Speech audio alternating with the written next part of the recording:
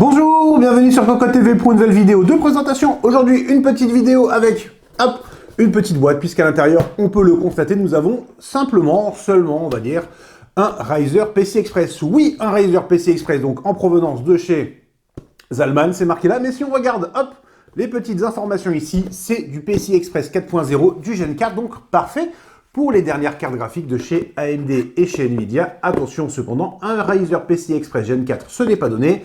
Et pour ce modèle, nous sommes à 70 €. Donc vraiment, il faut être sûr d'en avoir besoin.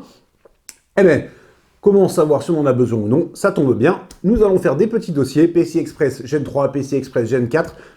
Quelle est la différence au niveau des performances sur une carte graphique haut de gamme? Alors ça viendra un tout petit peu plus tard. Pour l'instant, on reste sur la présentation, ce qui va nous permettre d'aborder quelques petits points. Donc ce modèle mesure 220 mm au niveau de la nappe.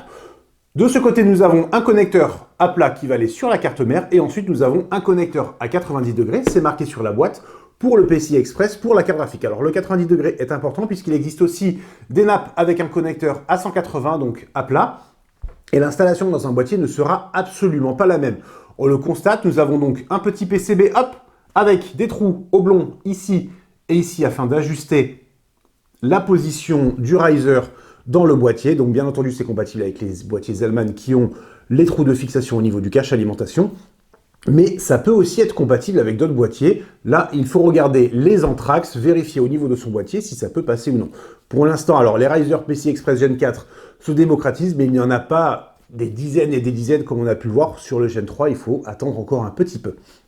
Donc ce modèle est relativement court. Nous allons avoir la carte mère ici, carte graphique ici, et comme on peut le constater, ça plie super bien. Donc nous avons 5 nappes qui sont séparées.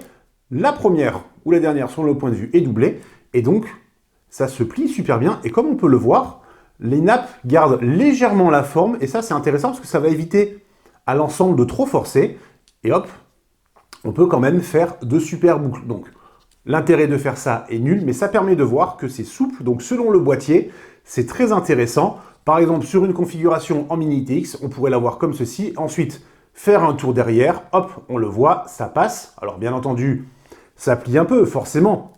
On ne peut pas augmenter ou réduire, on le voit sur la nappe qui est doublée ici, c'est pas très propre. Bon, ensuite, il faut se débrouiller pour arriver à faire quelque chose de sympathique dans le boîtier. Normalement, ça ne gêne en rien le flux d'air ou autre. Bref, nous avons ici une jolie finition. Alors c'est en noir, c'est tout simple, un petit logo Zalman sur le plastique.